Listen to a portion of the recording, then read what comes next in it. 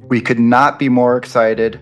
One of our all-time most desired interviews is here today. It's been years in the making. We've been waiting. And finally, we're getting to talk to the one, the only Victor Webster.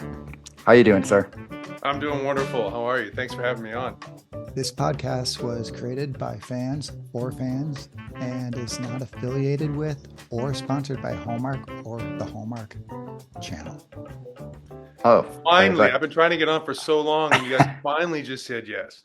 I know. We were like, oh, we'll try to squeeze you in. So we All don't have right, anything else going on, so we might as well get Vic on here. we got empty space. Exactly. All right. Well, I'm going to go all the way back to the beginning of your Hallmark career with Okay. Summer Villa, hmm which I believe that is your first Hallmark movie, right? No. First Hallmark No. movie was with Candace Cameron Bure. It was called Puppy Love, Oh, okay. and that was probably around 20 years ago. Okay. So then there's a little gap, and then Summer Villa came in because that Yeah, was I did 2016, I like I think. did around every year or two I'd do a movie, and it wasn't until fairly recently that I started doing more than one a year. Okay.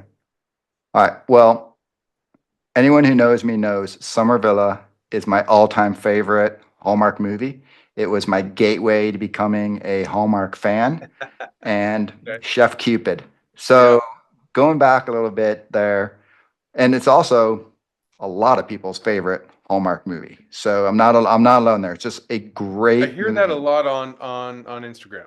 Yeah. Every So time it's on, people send me messages and say that exact thing. So uh, amazing, and I appreciate that. And it was an incredible movie, and I'm just really happy people liked it.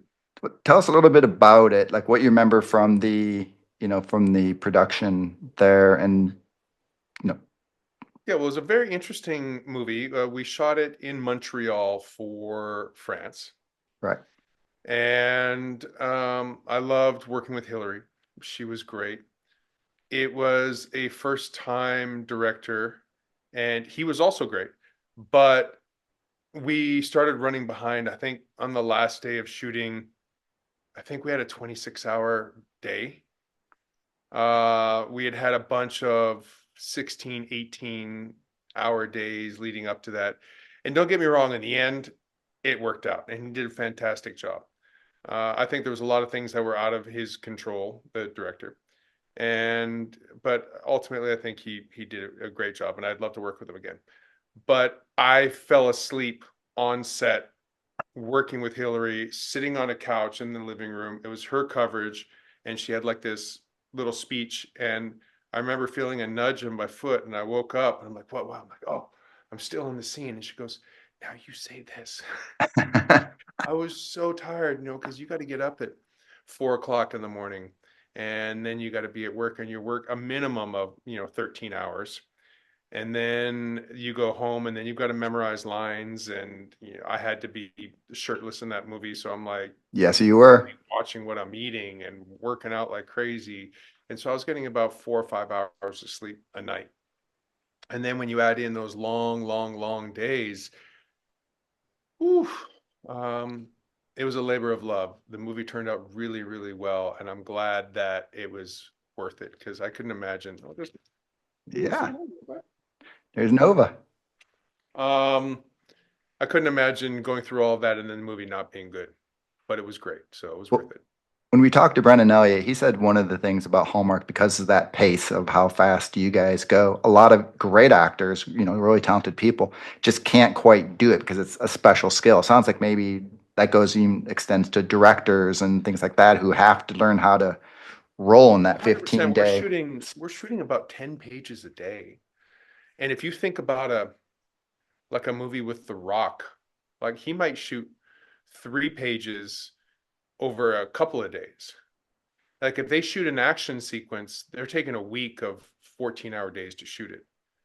We have a little actiony thing in one of our movies, and I think it took us 4 or 5 hours to shoot.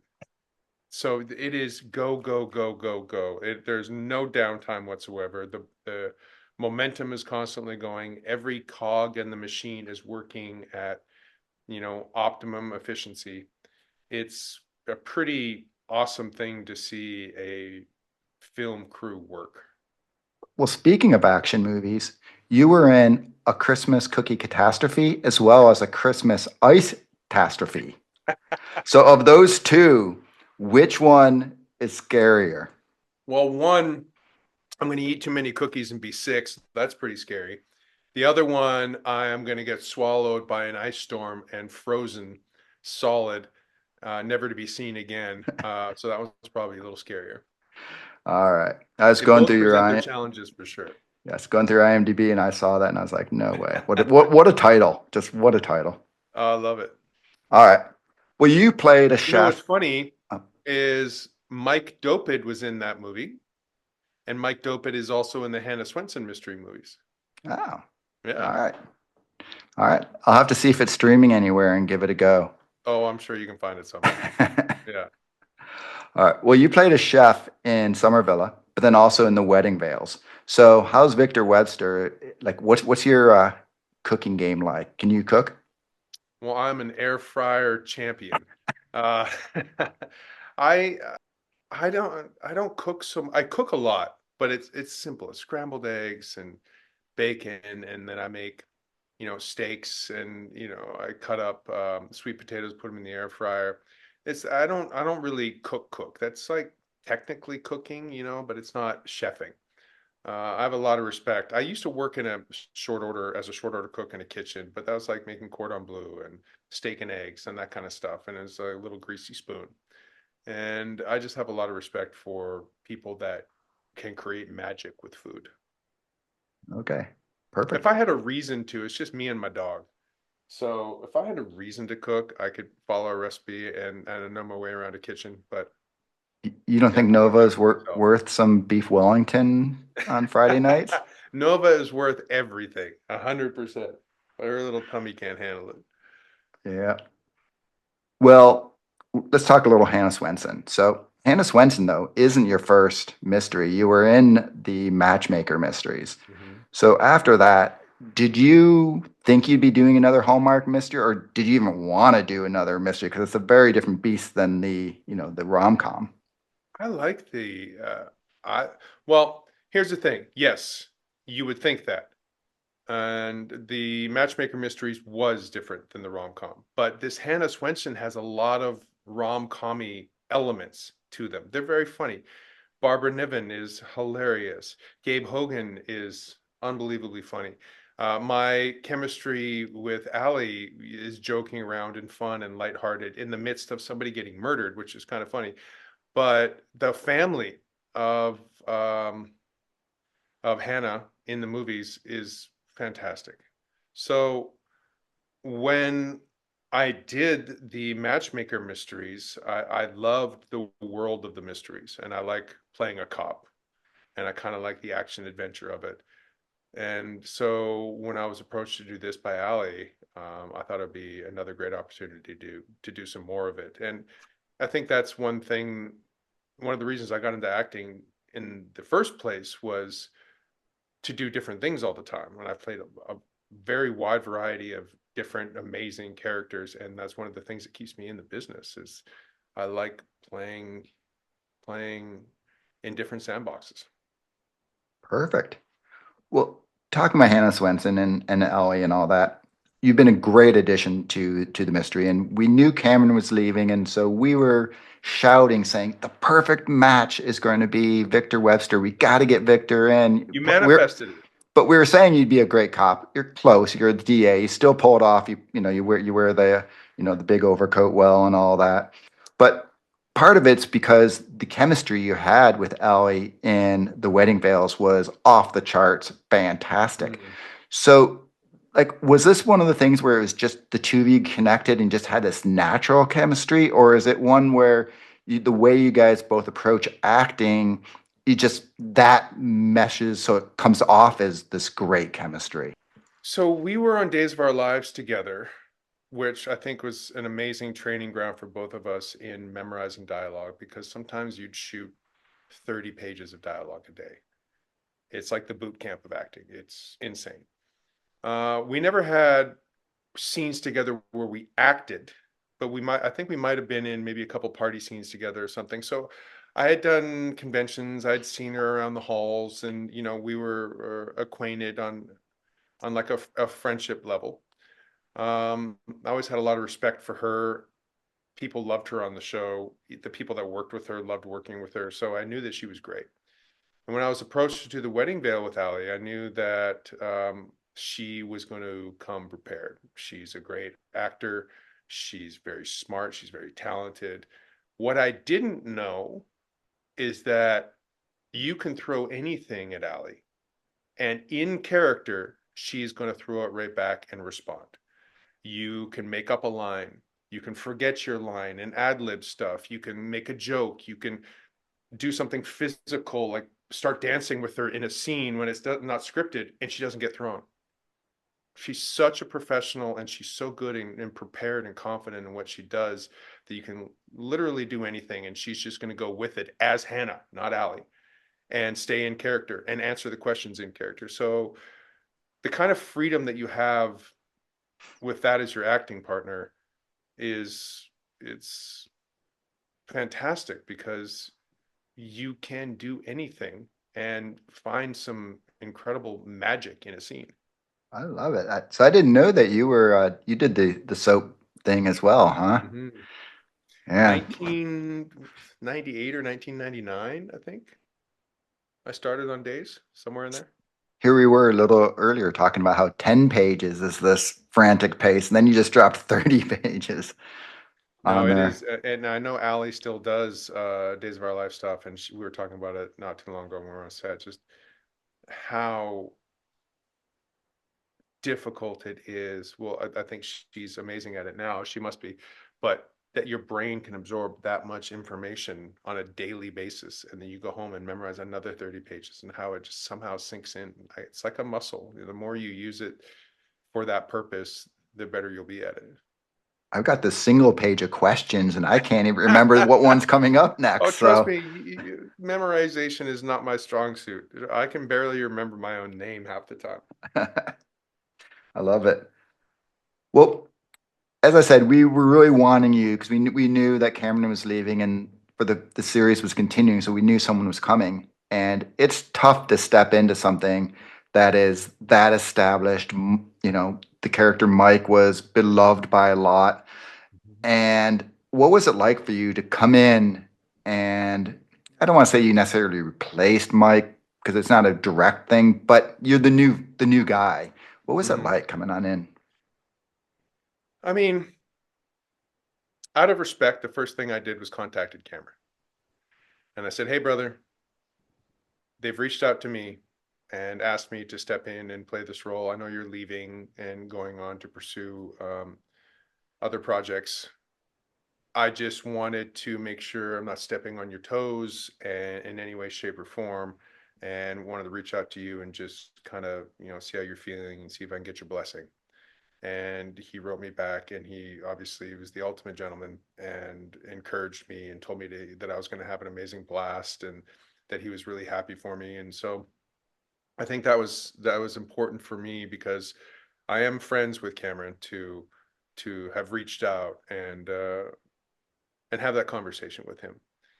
Um, it's always hard when you're coming on to a show where people love the character so much that you are essentially you're stepping in to play the new possible love interest, even though they were full on love interest, the new possible love interest. And and Ali also she can't just insert me as a police officer or anything like that. It has to be another character in the books. So there is a DA in the books that this character is, or a prosecuting attorney in the books that this character is, um, was inspired by.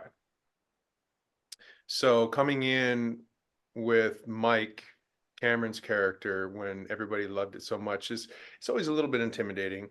You don't want to come in and try and play Mike's character and why everybody loved him so much. You got to go in and do your own thing, and I don't think you can think about whether people are going to like your character or not. I think you have to go in and just do the best job you can, have as much fun as you can, because when you have fun, it shows. And some people are going to love you and some people aren't, and you just can't concern yourself with that. And you just got to go out there and do your thing and hope that the majority of the people do love you. Perfect. Ellie wrote the last one, and she wrote this Reality Bites too, right? Mm-hmm. So that's Yeah, she's so doing she a got great to job of mold writing. you and take that in Yeah, consideration. it's great because I love, because normally you can go up to your fellow actor and be like, "I don't know what the heck this line means. Can you help me figure this out?" And I'm saying that to the person that wrote it with my acting partner. So I'm like that. So sometimes it makes it easier, but you definitely can't get caught joking around about the bad writing. There's not bad writing, but sometimes you joke around about a certain line or something, and you're like, "Oh, what were they thinking when they wrote this?" But yeah, sometimes I'll do that with Allie just to mess with her. And she's a great sport with it. Well, when she was on, I said, "What are you doing naming a character Chad?" And in true LA fashion, she's like, "I'll tell you what, he is actually from the book." So, because I was like, "Come on, a Chad," but there you Yeah. go. Chad is kind of like, I guess Chad has a certain connotation when you think about what a Chad is. Right. Yeah. And Chad and Hannah is not what that connotation is. So, Yeah. speaking of How that, would you ship them? Would it be Chana or would it be Hannah? I don't you'd have to know. go Channa. Chana. Yeah, I think so. Yeah. Well, one of the things about Chad is he famously doesn't like sweets. And, you got Hannah who goes around town bribing everyone with her baked goods, and Chad's like, nope, not Chad's a me. bad influence, that Hannah.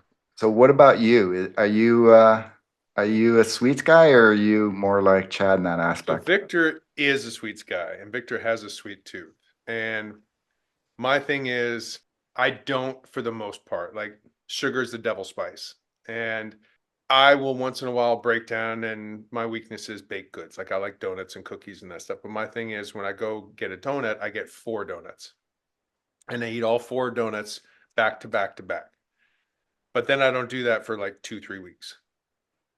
But I definitely love baked goods, and that's my weakness.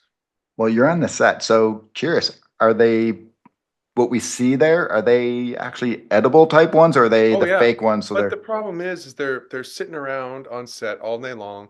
They're exposed to, who knows, coughing and people sneezing, and those are the ones that you see, right? Everybody's touching them, and they're so you don't want to eat those ones. And then they have the ones that they know people are going to eat, and those are under lock and key. Like nobody's allowed to touch those. You only touch those with like tongs or gloves, and like they're very respectful about keeping the food clean and not have anybody touching or coughing on them or anything like that.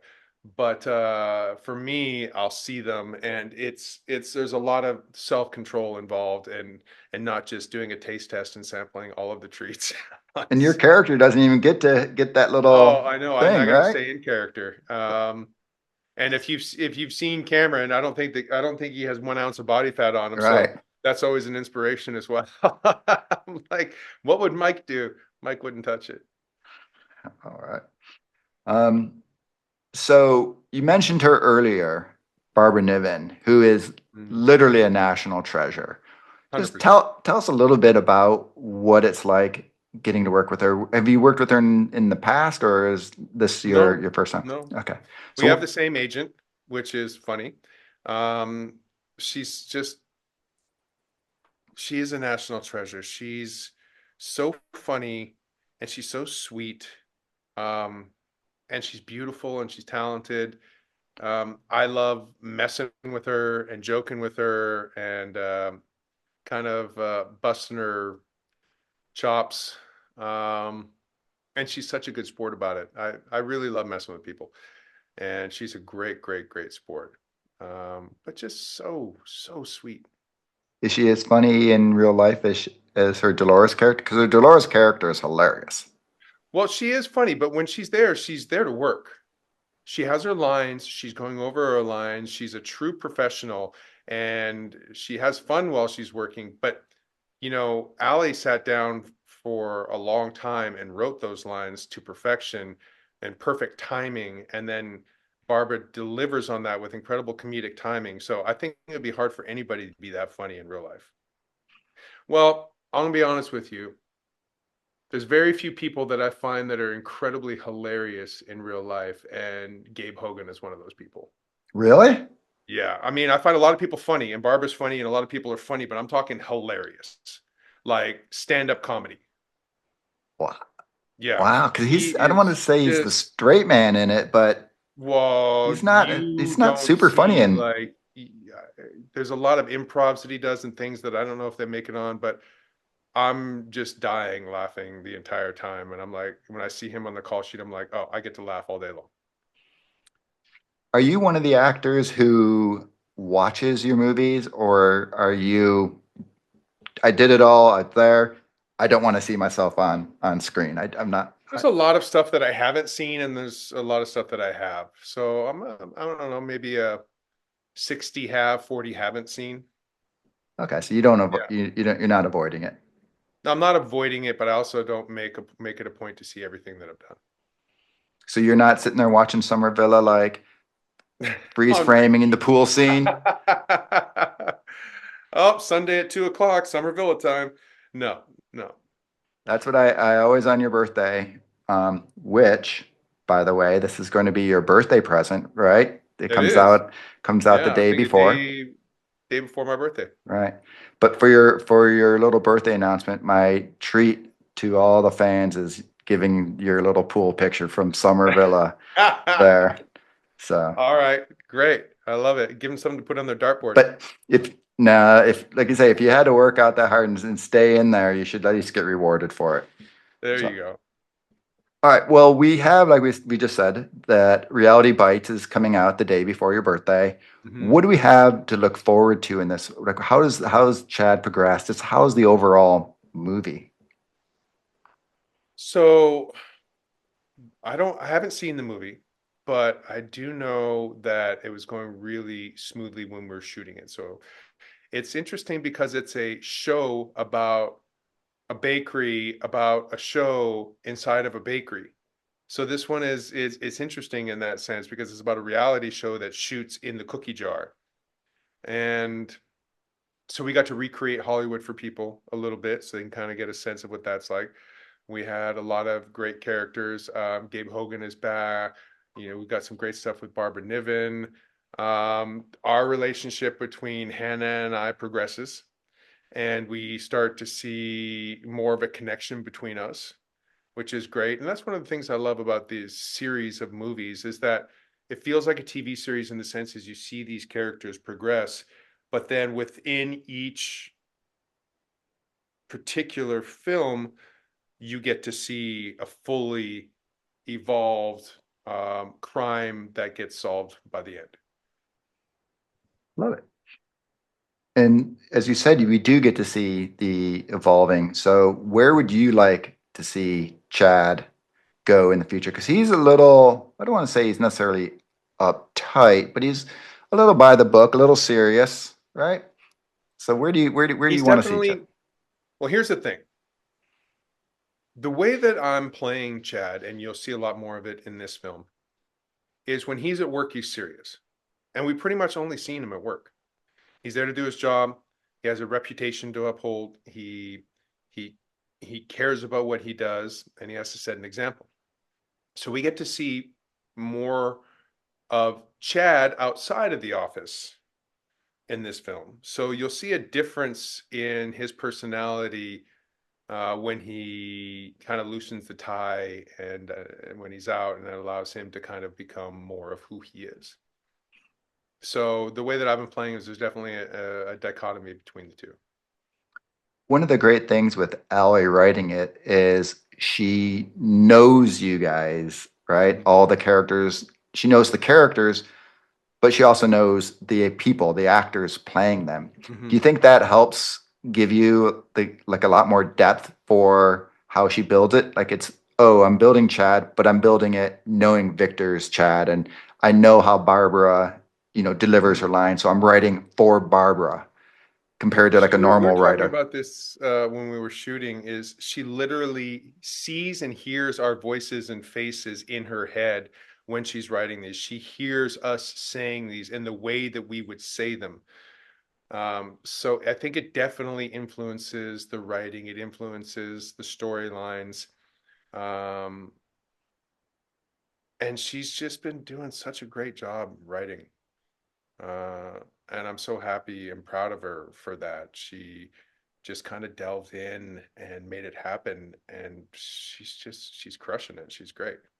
I'll say when it's first announced that she was writing the last one, and I was like a little nervous, like, oh, is she going to be able to do it? And Sure. I think it's actually one of the best written of the entire series. So crushed it, and like I say, I'm counting on Reality Bites being equally as good. Yeah. All right. Well, we're going to wrap up. I know you're a busy guy. You got a lot of interviews going. Give me one thing that will just be like, this is why you have to watch Reality Bites. I know it seems odd for me to say this because it's a murder mystery movie.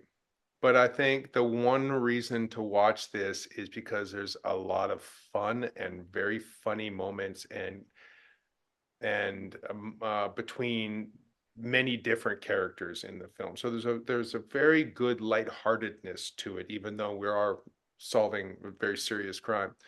So I think having that levity in the film for me is so important and so attractive, and I think the audience is really, really going to enjoy that as well. Love it.